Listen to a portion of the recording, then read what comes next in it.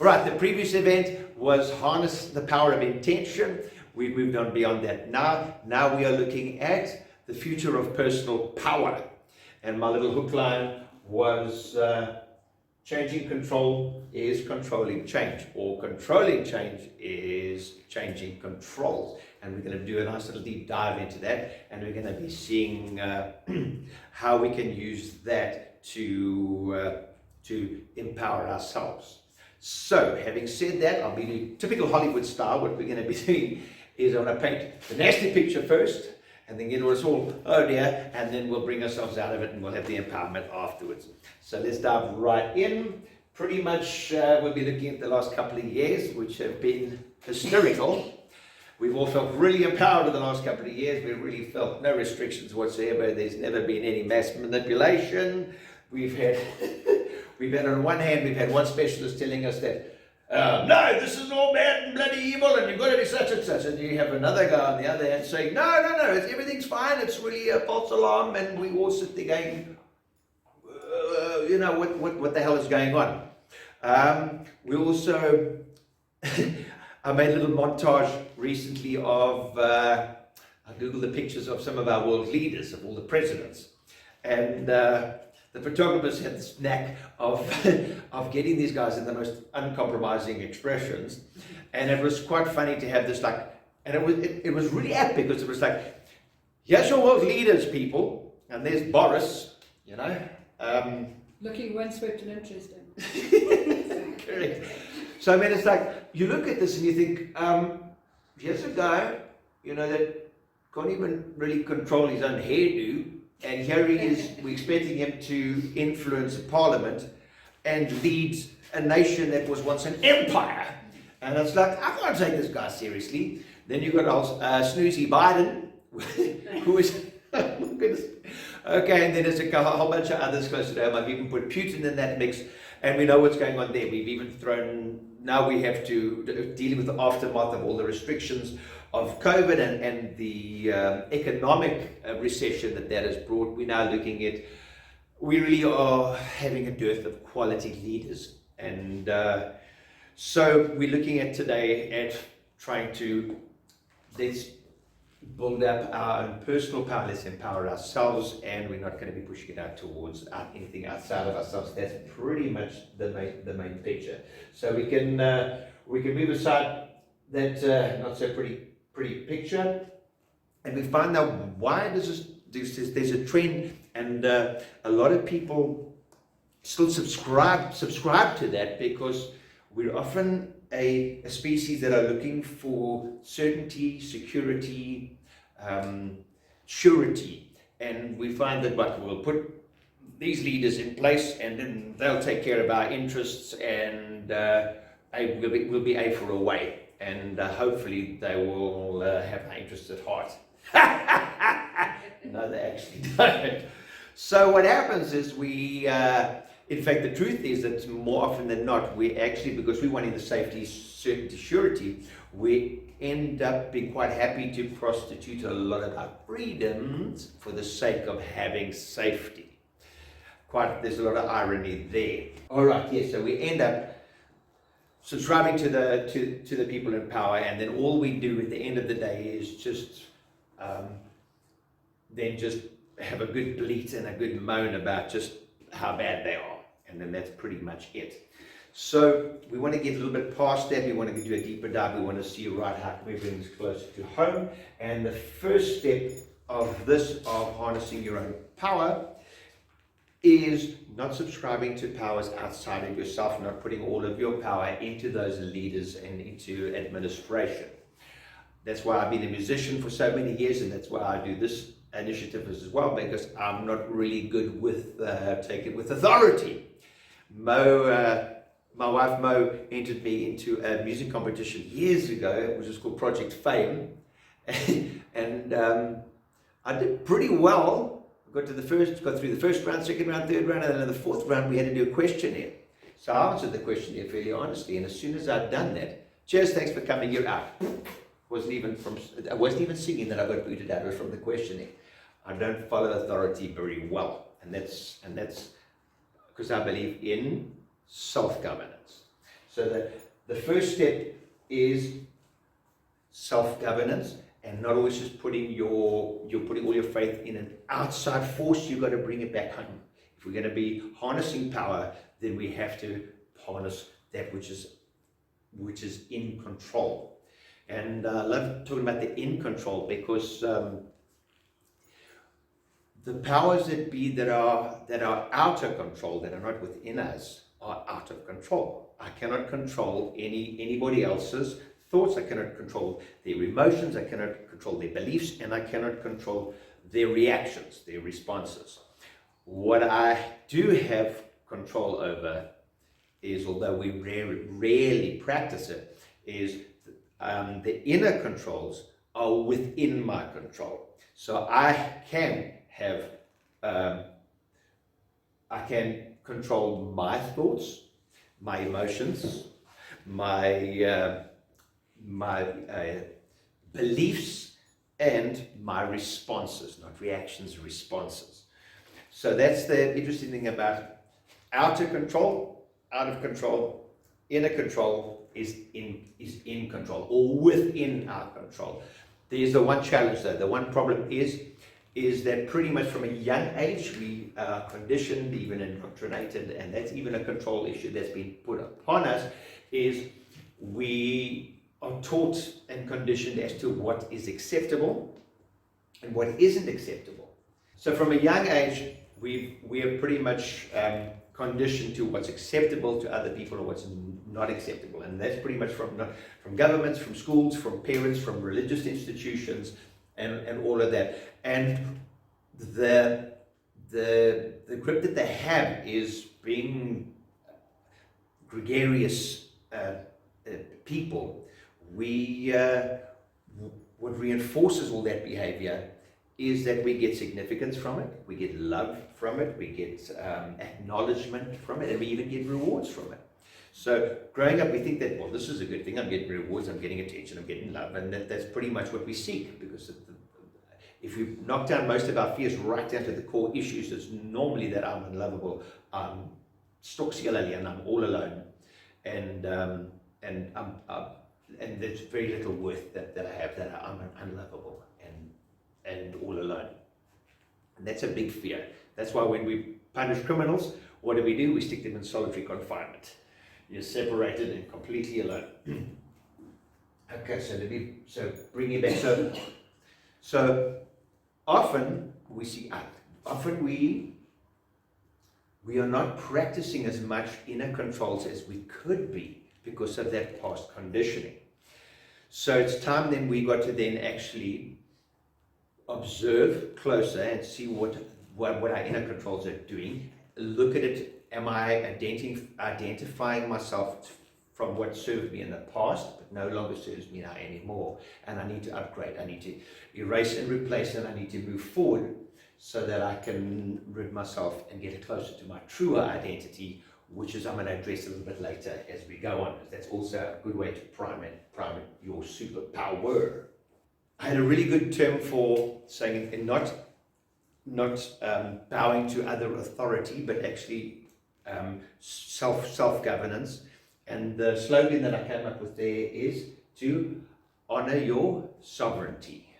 You are your own sovereign. This is your space, and this is your universe, and you are a creative force. And honor your sovereignty.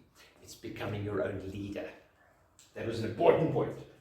We also have heard of the saying that your external circumstances often reflect your internal goings on. And it can be vice versa as well. So they often say that your internal belief systems, your internal programming, and what's going on inside often gets reflected outside by the universe. We're all aware of that. We've all heard of that saying, yes. So there's obviously a lot of people say that, so there's obviously some truth to that. And maybe what's happening is that we aren't paying as close enough attention to our inner goings on, our inner controls, and we're letting them run on that default that we were conditioned to right from the get-go when we were much younger, and we need to take our control back. And I think once we start doing that, then we'll start seeing a lot more control in our outer circumstances and our current reality. Cool. So the main takeaway is that your inner controls are rarely controlled. Okay? They're rather a set of learned and conditioned thoughts, emotions, and they are a whole bunch of practice programs that we've even practiced in permanence. So what we've got to do is to identify those old programs that we've practiced in permanence, and then we've got to erase and replace, come up with a new set of programs, and then here's where it gets a bit tricky, because those old ones are so practiced in permanence that you can do them, they run by default. You don't even have to think about them anymore. I'll give you an example. There was the story of the husband asked his wife, when we do a roast, whenever you put the roast into the roasting dish, you cut the side off of it, put it in, and then you roast it. Why did you cut the side off? Has anyone heard this story before? That's because my mom did it. Because my grand did it. So you know this one? My mom's mom did it. Okay, there we go. So great, I'll finish the story. So I'm glad that you're the only one of us that heard the story. So then they said, well, yeah, so why are you doing this? And she says, well, I don't know, it's what my mom did. It's the way to do it, you know, it's the way we've done it. And the roasts have always been fabulous, so why question it? So I said, well, ask your mom why she did it. So I says, okay, Mom, well, why did you do it? She says, no, because Gran did it. My mom did it. So I says, well, we're going to ask Gran then why she did it. And then Gran replies there, smiles with a bit of a twinkle in her eye and says, well, you do realize back in my day, stoves were very small and there's no way that roast could fit in. So we'd always cut a piece off the side. Now that ovens are hugely big, there's no need to, but we don't question things. We just find ourselves doing things out of repetition, practice to permanence, without even thinking about it. So it's important that we start to observe those things and start to question them and see where's all this coming from. Is it just coming down the generations? And is it time to break some cycles and to renew some? So we know now how to break the patterns and to address new ones. So now we're going to go a real deeper dive. Now this is where it gets exciting for me and I find it really interesting. Is regarding the inner controls that are in control. Let's have a little look there. So let's take a look at what do we have control? I'm going to ask a question now. Do you guys, would it be fair to say that you control your own breathing? Yes or no? No, it's automatic. So sort of. Yes and no. Very good, I'm impressed. A lot of people say, yes, I can control my breathing. and what happens when you sleep? You still continue to breathe. So yes, you can control your breathing, but there's something else going on. So when we sleep, we still continue to breathe. Even if I had to hold my breath, I'd first go red, then I'd go blue, then I'd pass out. As soon as I passed out, what would happen? You're going to start breathing. I'd start breathing. Now, what's in control of that? Your body. Your body. Brain. It's we be fair to say it's not our conscious awareness that's doing it. No, it's something beyond that. So it's more of an unconscious. Subconscious. And when we refer to unconscious, even psychologists and those kind of people, it's difficult to draw a line between where the unconscious ends, the subconscious starts and ends, and when the conscious kind of begins. So I just refer to it as the superconscious. And that works for me. And for me, it's the superconscious is because you don't even have to think your heart to beat or to digest food. It does it automatically. And I say that as, I call that the superconscious. I'll elaborate and it might make more sense.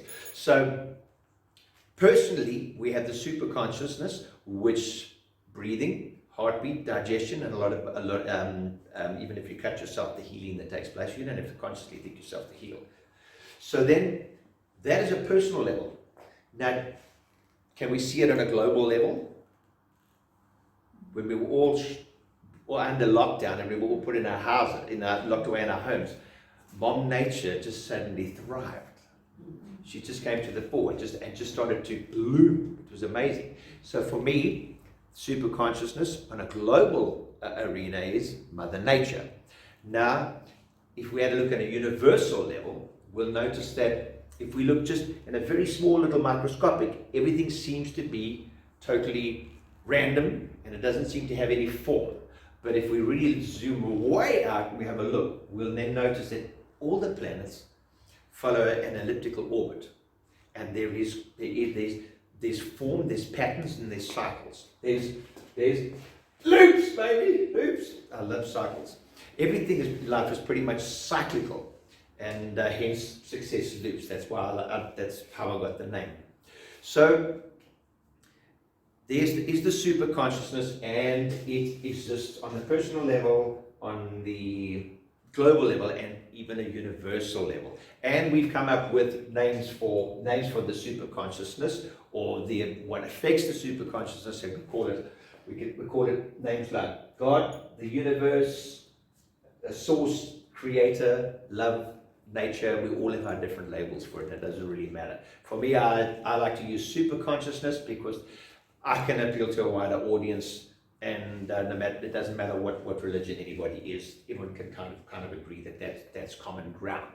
Cool. So we also realize that all is connected by it, through it, in it, outside of it, around it, inside out, and we're all connected in that way. We have the collective soul, so it is connected to everything. So, and everything being the physical as well as the non-physical. Interesting that we know that the physical is kind of temporary, it does change form, whereas the non-physical is eternal. When we have a look at it, we notice that there are cycles, there are patterns, there is order, and it's in a state of dynamic equilibrium.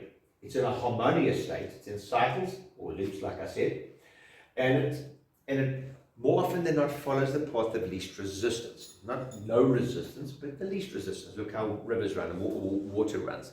It doesn't try and flow uphill, it follows the path of least resistance. So if you look at all of that, and we notice that we're also physical, and we're also non-physical, and we are connected to this intelligence, because this intelligence, I believe, is what created us, source creator, and helps run the personal, like the heartbeat, the healing, and the breathing. We are connected to it, but we're not always aligned to it. And for me, the superconscious part of it is the ultimate power. It's the ultimate power in the universe. And that's what we're wanting to connect with, and that's what we're wanting to align to. So now, how can we look at it in ways that we can align with it in ways that will bring us, that is more empowering for us, ourselves? And this is where it gets interesting, because it's not always the way you would think. Because a lot of people think that manipulation, forcing, resistance, gaslighting, and all of that is a way to get things to happen. But often you're creating matter from matter. And whereas the superconscious creates matter out of non-matter. I mean, you've heard of the saying, thoughts become things. So for me, that's the ultimate way of creation and of manifesting. So we are part of it, but we're not always aligned and connected to it. All right. So we need to observe. So when we are controlling, resisting, manipulating, forcing, gaslighting, and all of that, we are not aligned with that flow. We're not aligned with that cycle. We're not in a state of, I found this today, and it tickled me. I love playing with words. I've always been a lyric writer and a songwriter. So it was to go with the flow, but to flow with the go. There's the wisdom of the saying, what you resist persists. Has anyone heard that one before? What you resist persists. Okay, you have heard of that before. You get the meaning behind it. So that for me is the state of non-alignment. And there was a story that I heard that I didn't quite get the first time I heard it. It was like the good stuff, man. It was really the story goes along like this. There was this kingdom, and the monarch was away, and there was this like little dragon creature, little Godzilla creature, that walked up to the gates to the soldiers, said, "Let me in," and they were like, "Exact," and just kicked it away. And every time they threw it away, it got bigger. So it would come back, and then they would they would blacksmith it, and they would pick it up and drop kick it away or chase it. And it got bigger and bigger until eventually it got so big that it could just barrage straight through them, march straight into the castle, and it headed for the royal chambers, straight for the throne, where it plonked itself down in all its might, and said, "I'm now your leader." And the more they tried to resist it, the larger it became, and the less power they had. So now, in this story, they said it was a king that returned, but I'm going to change it a little bit, because I'd say that actually masculine energy is very much a physical kind of, whereas the feminine energy is much more suited for the story. So the queen returned. And her subjects came running to her and said, "You're not going to believe what happened. We've got this bloody great dragon kind of Godzilla creature that's as big as a house, that's in the castle. What are you going to do?" "Fix it." Typical mom. So the queen said, "Okay, take me in." They're like, "Okay," expecting to see some serious whip ass happening and this thing getting tossed out. So the queen then entered the room, and there was this bloody great creature saying, "What are you going to do? I'm now on your throne and this is my place." And the queen did a little curtsy and said, "You're welcome in my chambers." The creature got a bit smaller. And then, but it was still big. And then said, "Well, what are you going to do? I've usurped your kingdom." She says, "You're welcome to stay here for as long as you like." In fact, we are now guests. They got smaller. And they practiced this until eventually it got smaller and smaller and smaller and smaller. Completely disappeared. So that was the first time I heard that story. I'm like, what are you on about? But it comes from the term, what you resist persists. And what you gently observe and sometimes accommodate from a perspective of acceptance and surrender normally melts away. So, if resistance and forcing, gaslighting and manipulation is not aligning with the creative force, then acceptance and surrender is aligning, like the story was. So we realize that manipulation, resistance is non-alignment, and and acceptance and surrender is more in alignment. Now, I love the word acceptance, because acceptance is, a lot of people talk about the receiving mode. Get into the receiving mode. Get into the receiving mode. If you want to manifest things and to make things happen, you have to let it ensue and not actually pursue them. So the word acceptance for me is really beautiful, because if somebody comes to you with a gift, if you're resisting, you're pushing it away. And that's pretty much the stuff we're trying to, the control that we're seeking, the power that we're wanting to allow in. Are we resisting it, or are we in the receiving mode of acceptance? And a lot of the times, the surrender part comes in is when, if we're looking at past or present circumstances that are not desirable for us, we immediately want to resist them. Whereas actually, if you look at it, just give it surrender and give it a broader view and seek a deeper truth beyond of what you've just seen, you will then realize that, like that dragon Godzilla creature, it will actually shrink in size and the problem will be less. Whereas if resisting it causes it to be bigger. What you resist persists. The cool part about being aligned to this is when you do calm yourselves down and when we do find ourselves in a state of surrender and acceptance, there's a kind of a calmness that happens. And often when we're in these moments, it's like it could be if you're knitting, or if you're driving the car, or if you're doing the dishes, or you're doing a little mundane task that you don't normally do, and you actually chill right out. You then align to that intelligence, because that intelligence is a much broader picture than what we do. Ours is more microscoped and really zoomed in. That's more zoomed out. Then that intelligence starts to whisper through us, And then we start to plug into it, and that's when we find epiphanies. And that's when we find inspiration, and all of that beautiful wisdom comes flying through. We go, oh, light bulb moment. So that's the beautiful part, because you're connecting with the creative force that creates.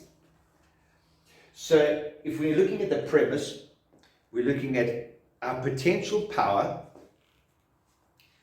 is diminished, it is reduced, and gets less if we're in a state of resistance, manipulation, coercion, gaslighting, forcing, and all of that. And normally that is because of a undesirable circumstance that's happening in the past or happening in the present.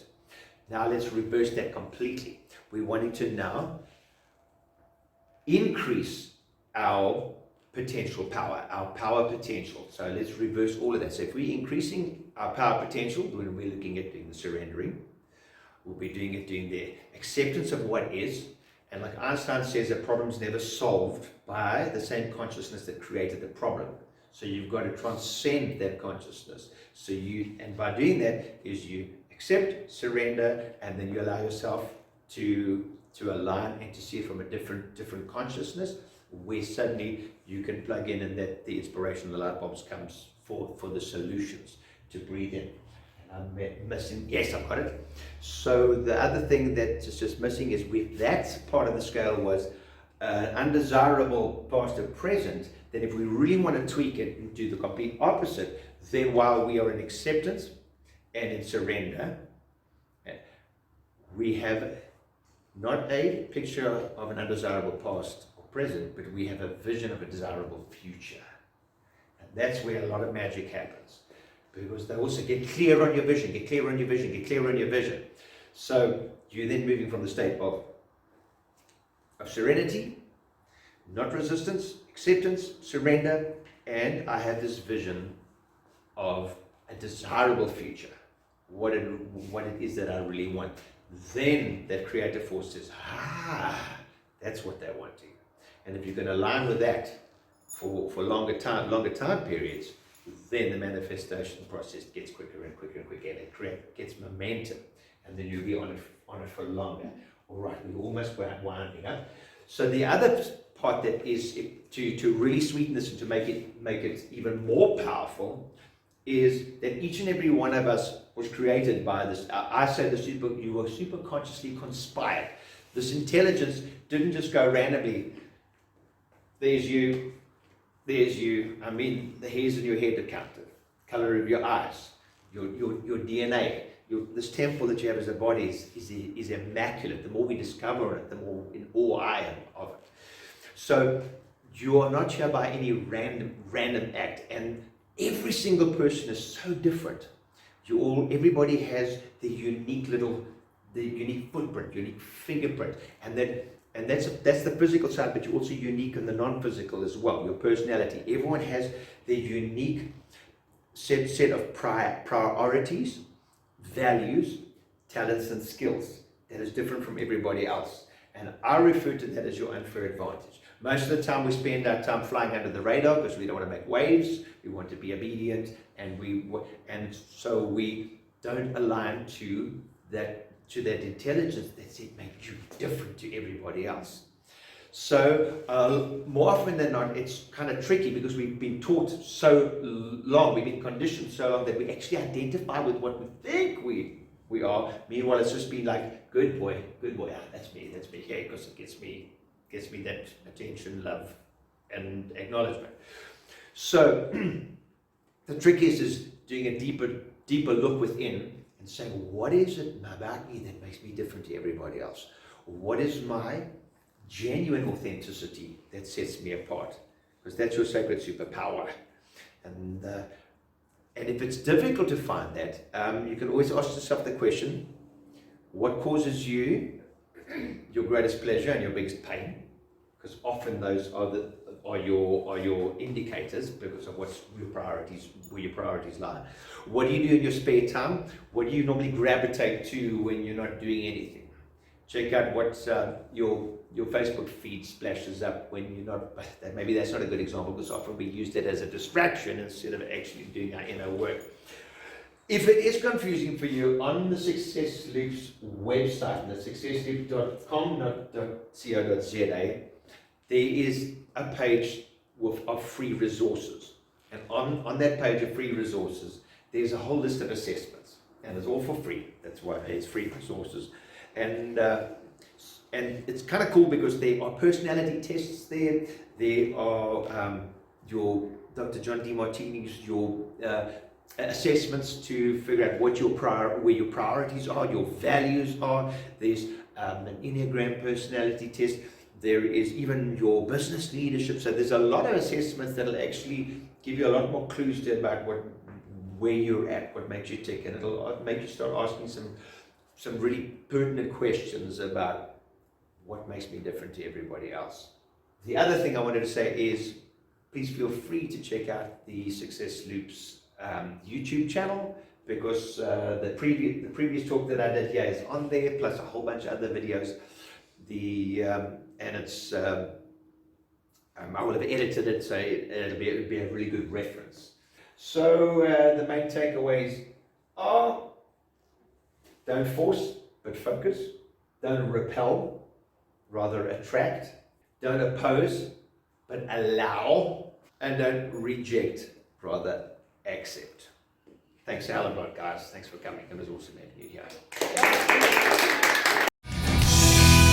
The Big Cigar.